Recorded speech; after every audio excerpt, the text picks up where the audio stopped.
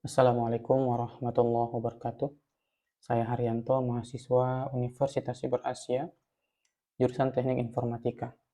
Pada kesempatan ini saya ingin membuat vlog untuk menjelaskan secara singkat tentang proses kompresi audio dan video.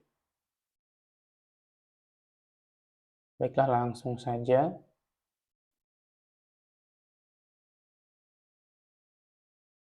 Sebelum kita memahami bagaimana kompresi audio dan video bekerja, mari kita pahami mengapa kompresi ini penting. Ya, kita hidup dalam era digital di mana konten multimedia seperti audio dan video memiliki ukuran file yang besar. Dalam beberapa situasi, file yang besar dapat menyebabkan kendala dalam hal penyimpanan, kemudian transfer data atau streaming. Maka kompresi memainkan peran yang sangat krusial untuk mengatasi masalah ini.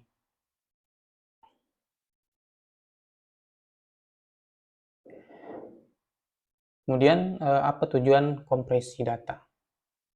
Ya, tujuan dari kompresi audio maupun video sangat penting dalam dunia digital. Yang pertama, penghematan ruang penyimpanan memungkinkan lebih banyak data yang dapat disimpan dalam kapasitas yang terbatas. Kemudian yang kedua, efisiensi transfer data yang dapat mengurangi waktu dan biaya dalam proses transfer file melalui jaringan ataupun internet. Kemudian yang ketiga, kualitas streaming yang baik memastikan konten multimedia dapat dinikmati tanpa hambatan buffering yang mengganggu. Kemudian kita bahas tentang kompresi video.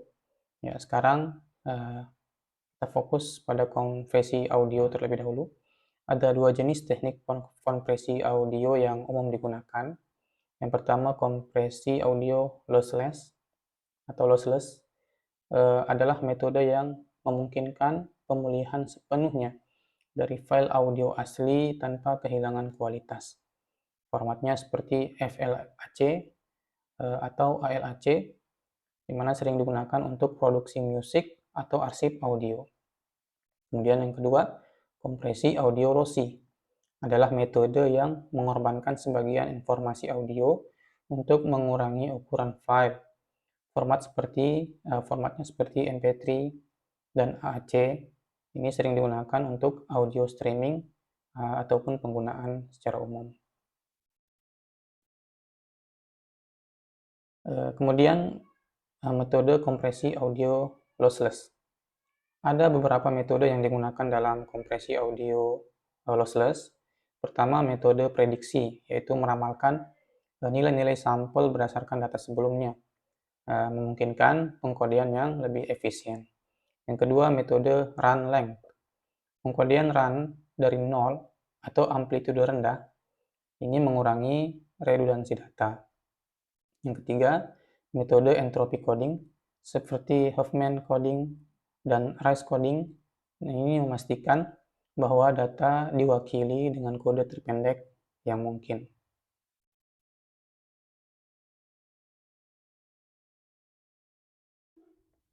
Kemudian metode kompresi audio lossy. Sementara itu, kompresi audio lossy menggunakan teknik yang berbeda untuk mencapai ukuran file yang lebih kecil. Pertama, transform coding seperti discrete cosine transform atau DCT digunakan untuk mengkonversi data audio menjadi domain frekuensi yang lebih efisien dalam menghapus informasi tidak penting. Yang kedua, proses quantization mengurangi presisi amplitudo data audio yang menghasilkan hilangnya informasi akurat dan menghasilkan ukuran file yang lebih kecil. Yang ketiga, tingkat bitrate dipilih untuk mengatur tingkat kompresi yang mempengaruhi kualitas audio akhir.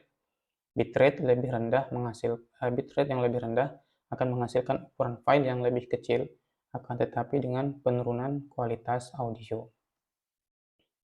Selanjutnya kita bahas kompresi video.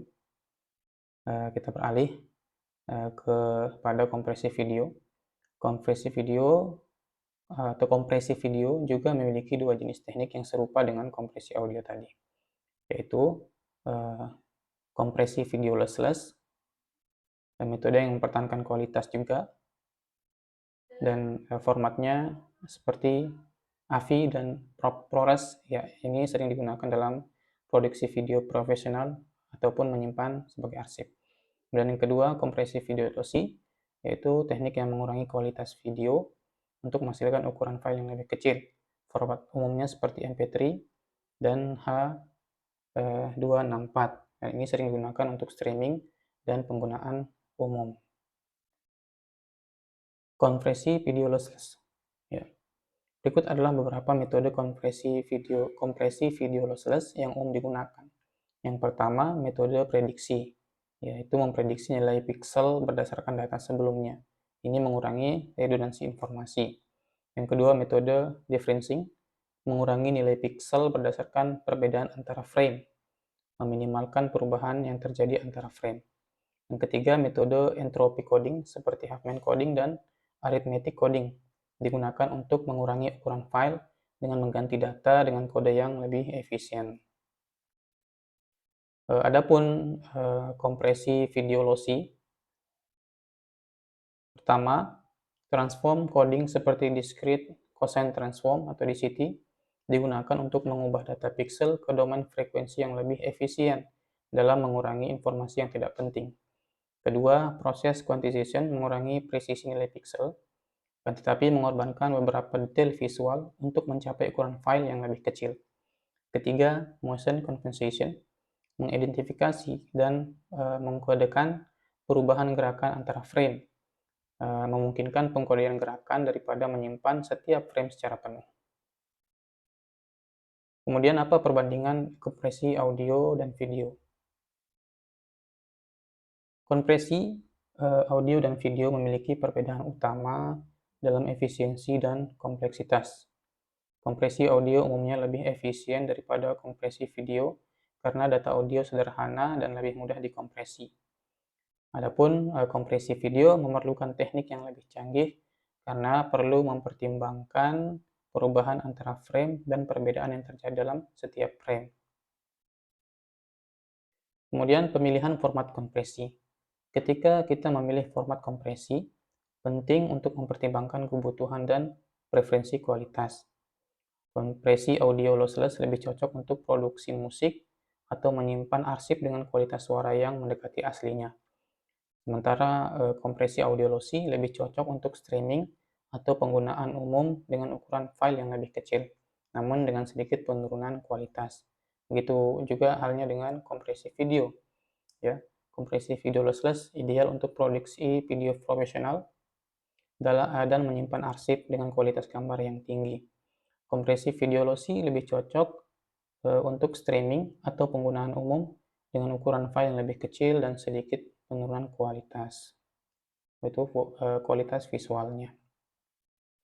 Sekarang kita dihadapkan dengan memilih apakah kualitas atau ukuran file. Maka harap diingat bahwa kompresi lossy baik pada audio maupun video dapat menyebabkan penurunan kualitas dari file aslinya. Oleh karena itu penting untuk mempertimbangkan tingkat kualitas yang dapat diterima dan memilih pengaturan kompresi yang tepat sesuai kebutuhan. Dengan demikian, proses kompresi audio dan video memiliki peran yang sangat penting dalam efisiensi penyimpanan, transfer data, dan pengalaman pengguna. Maka kita harus memilih metode kompresi yang tepat sesuai dengan tujuan kita dan tetap memperhatikan kualitas akhir dari konten multimedia kita. Demikianlah presentasi ini. Kemudian kita akan melanjutkan ke cara bagaimana melakukan kompresi data. Di sini kita akan